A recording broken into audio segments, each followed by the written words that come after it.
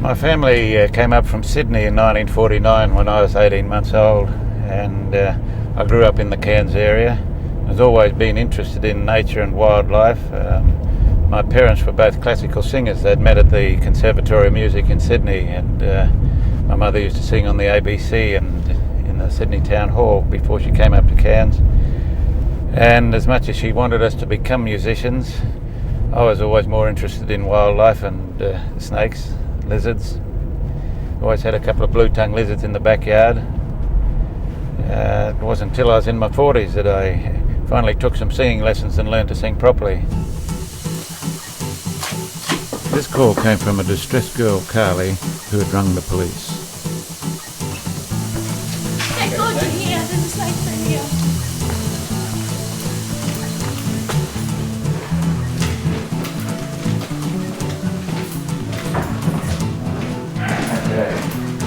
Where did you last sit? Over there in the corner. Over there in the corner, right? Because Kylie has been calm enough to watch the snake, it has made my job a lot easier. Lots of times I'm called to snakes that people haven't watched, and we can never find them because they can disappear into nooks and crannies or even leave the house, and you don't know whether they're in the house or not, and this leaves people anxious as to whether the snake's still about. This is a beautiful snake. You can see the shading and the stripes, and it's good condition.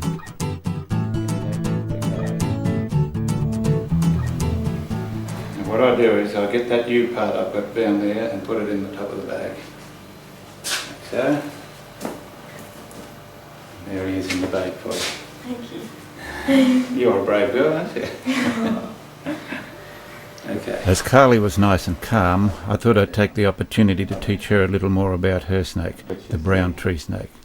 Now, I identified this snake by the obvious features. It has a skinny neck and a larger head. It has large eyes because it's a nocturnal snake. You can see it has a salmon-coloured underbelly, and there's a slight shading of stripe along the side of the snake. Some of these snakes have a yellow, a creamy colour underbelly, but they're all the same species of brown tree snake. Later that night I received a call from another person who had got my number from the police.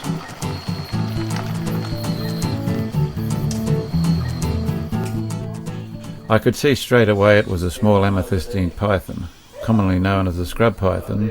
It has probably come inside looking for food.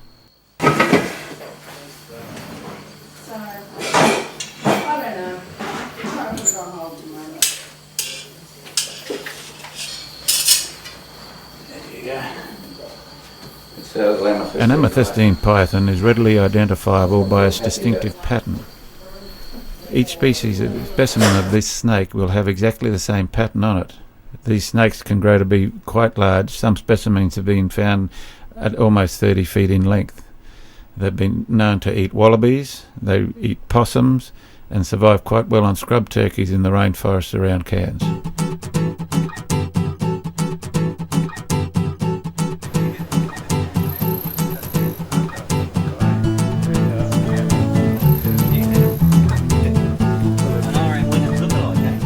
Mike, you train rangers in the art of handling snakes. Yes, Chris, we've been doing that now for about 5 years. I guess the reason we started to do that was that we felt there was a lot of people doing the wrong thing and acting in an unsafe manner, so we started training rangers, and we've now increased it out to members of the public and mining companies, police, fire, ambulance, to try and get the message across of how to identify snakes and what to do with them when you do identify them, you know, sort of things like how to prevent them coming into your house and first aid, and how we actually catch them and demonstrate how the snakes move and how we might catch them in a safe manner and bag them up. Like the characteristics of each type of snake. Yeah, that's right. We have an ID video that we go through, and that talks about the various snakes on the tropical coast, and we also have another video that we put together for snakes in Western Queensland.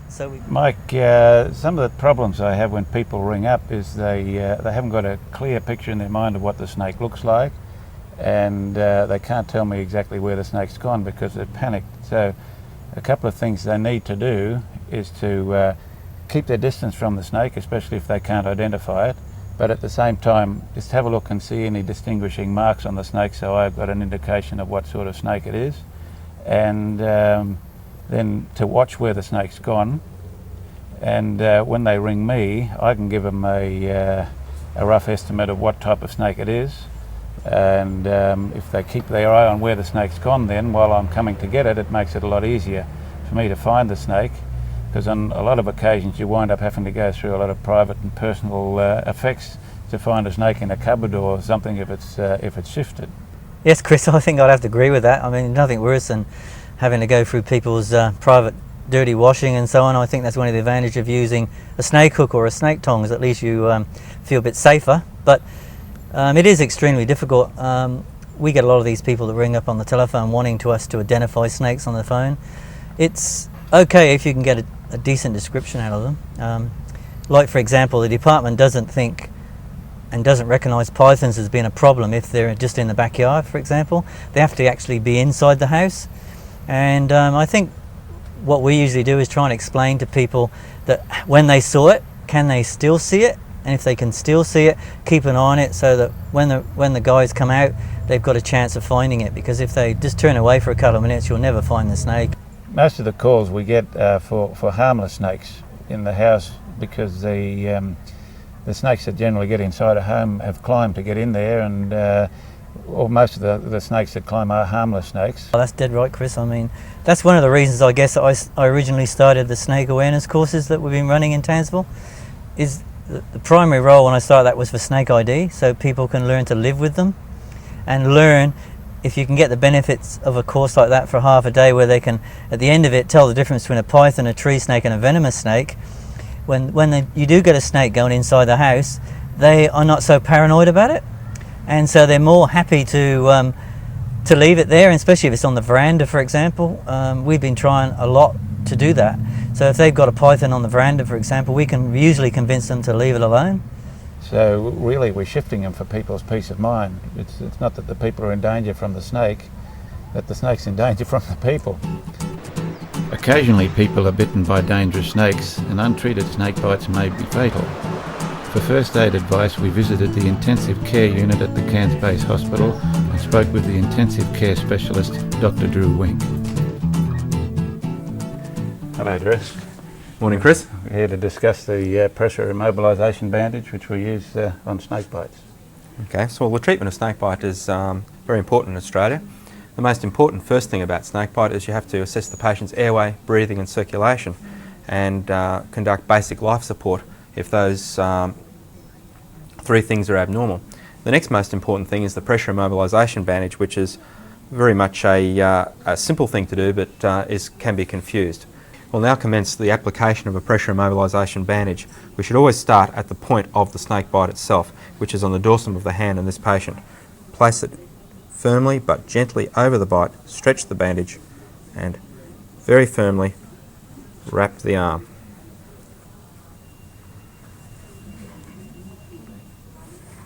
Now the patient shouldn't help here because he shouldn't be moving his muscles at all, which will pump the venom back into the body. So would you just support his arm for us, Chris? And just very firmly now. Well, he supports his arm. Move up his arm.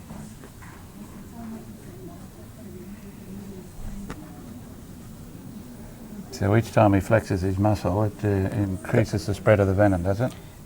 Your muscles pump lymphatics from the arm into the circulation, and it's via the lymphatics the majority of the venom reaches the circulation, so you should avoid using your arm at any time. After a snake bite, it's very important that the victim remains quiet and calm. Certainly you shouldn't chase the snake, and you shouldn't try and kill the snake. The identification of the snake can be made at the hospital with biochemical techniques, so it is no longer important for you to chase and identify the snake, and in fact it's dangerous. Now, we've nearly run out of that bandage there, so we'll just hold that there for that one, and we'll get another bandage. The bandages are cheap, and you should always have some when you're bushwalking. We'll commence just slightly below where we've started, so there's no discontinuity of the bandage. And then continue on up the arm. Just put the arm down a little bit now for me, Chris, while I just go underneath the arm. And the most important thing is to go right to the axillary fold of the patient. That is to the armpit. Just hold the arm for you there, so you shouldn't be using it. I'll move up here. Important to have plenty of bandage. So the higher up you can get, the better it is. Higher up, the better it is. In the leg, it's very important to go to the inguinal ligament, or the fold of the groin. It's extremely important. Now, to make that sit properly, I will come down the arm just a little bit like that. It's not important to go back down the arm, that's unnecessary. But just do that to make the bandage sit properly. And if you've got a bit of extra bandage, just go around it a few more times, just so that you can seat the bandage easily and neatly. Like that. Again, I've moved his arm, not the patient, and we'll just tie that bandage off there with a bit of sticky tape or something like that. The next thing we need to do is to splint the arm. And I'll hold that for you. You can hold that for me, and we can we'll put some tape over that. And then ideally, the most ideal splint is an air splint, where you place the arm in an air splint, inflate it, and the arm is kept very still. The patient should be instructed not to move the fingers at all, not to move the arm in any way, and to remain calm and transport the patient to hospital. If this is done correctly, even with the most venomous of snakes, the patient can survive 24 hours without any anti-venom or any hospital treatment, provided this bandage is left intact and the patient doesn't move the arm. We visited Cairns Tropical Zoo to see some dangerous snakes. First, Mike O'Brien, who is in charge of the snake handlers, showed us some exotic jungle pythons. A boa constrictor and a Burmese python. Yeah, 45 kilos. And they're not full grown? No, they grow to just over 20 feet, and this thing's probably 12.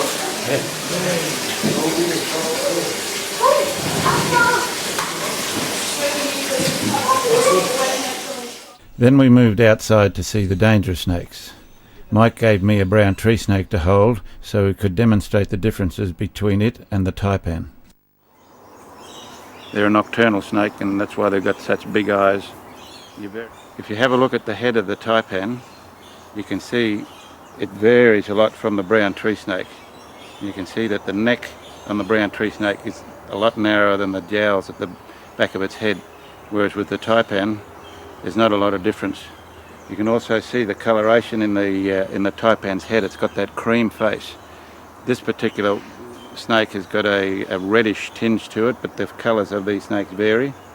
And you can see the colour in this brown tree snake is quite unusually salmon-y coloured. Now that can vary right to a yellowy cream colour.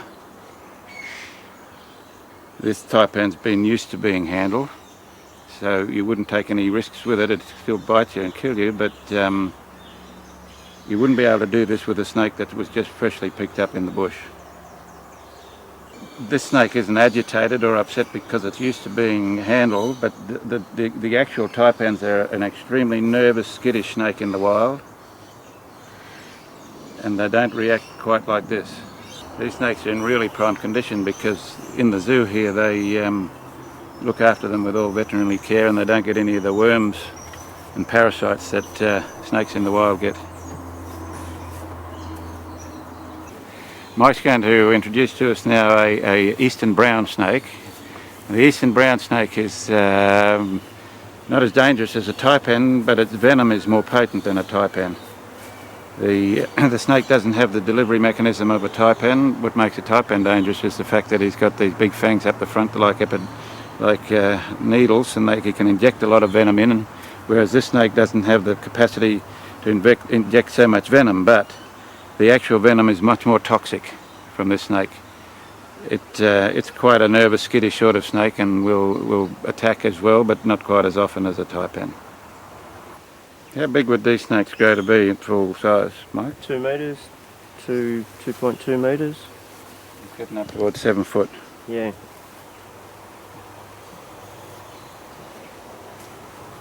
And, how old would this snake be to get to this size? I think this animal's 3 years old. 3 years old. And the lifespan of the snake would be about 20 years, would it? Yeah, something like that. Get up to be about 20. And the more food they get, the more they grow. That's certainly right, yeah. Now Mike's going to show us the North Queensland variation of a red-bellied black snake.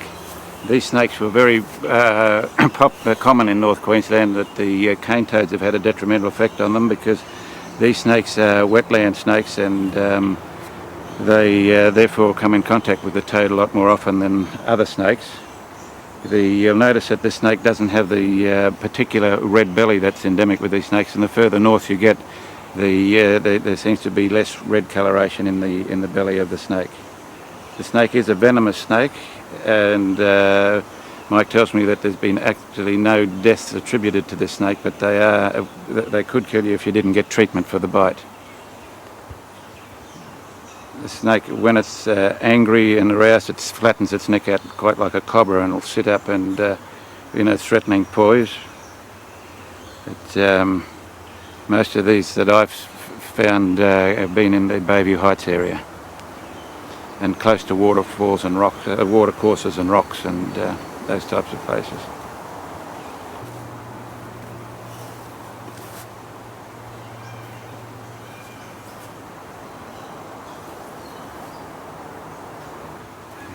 He's trying to find cover. He's looking to get under the grass. He's looking to get hide.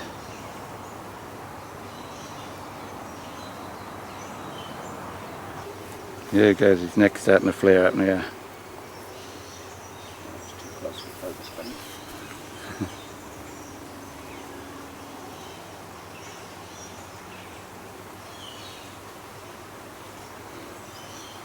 Yeah. Now that's a death adder, and you can have a look at his head. It looks a little bit like a frog's head or a toad's head. They're a short, fat snake, and they have the little white tip on the end of their tail, and that's used as a lure. They'll sit in amongst leaf in sandy soil generally, and they'll wiggle that little bit of their tail through the leaves and attract the bird to investigate the insect, and it turns out to be sudden death. Most danger you're in from these snakes is accidentally walking on them without shoes. They'll swing around and bite to protect themselves. Death adders regularly don't get any bigger than that snake, do they, Mike? No, this is quite a big individual actually. Sort of 40-45 centimetres is typically an adult death adder in the Cairns region.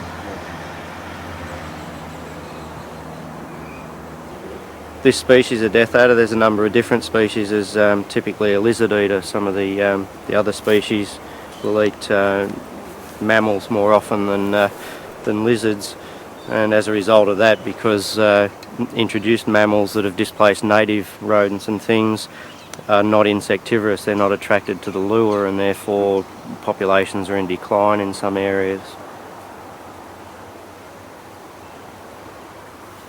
Death adders are a live-bearing snake.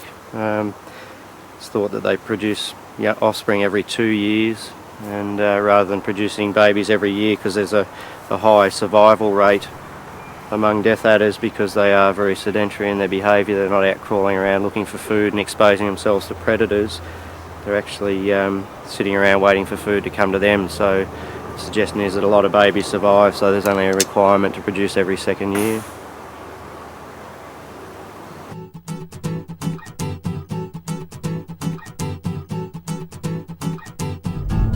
Just to recap on some of the main points if you find a snake in your home. Main thing is to stay away from the snake and keep calm. If it'll go out by itself, let it go outside. Most of the time if a snake's come into your home, it's had to climb, so they're generally a harmless snake. Have a good look at its features. like its coloration, shape, size, its head, etc. Keep an eye on the snake as to where it's gone, and call the police after hours, because they have numbers of the people who can come and remove the snake for you. Or if you call Queensland Parks and Wildlife, they have a list of names of people who can come and remove the snake for you. If you live in the rainforest areas around Cairns, you're always going to have snakes moving through. But it's always sensible to keep rubbish down to a minimum in your yard, and if you've got birds or guinea pigs, to snake-proof their cages. Lots of times I'm called to someone's home and I find that there's a snake in the bird cage, it's eaten the bird and can't get out of the cage. So you really have to put something like fly screen mesh around a bird cage to make sure that the snake's not going to get in and kill your bird. But sensible things like removing your stacks of timber and rubbish from around the place, because snakes come in after food generally, and that's where they find their food, in amongst that rubbish. If you're unfortunate enough to be bitten by a snake, you must remain calm, you must immobilise the limb and put the pressure bandage on as shown earlier in the video.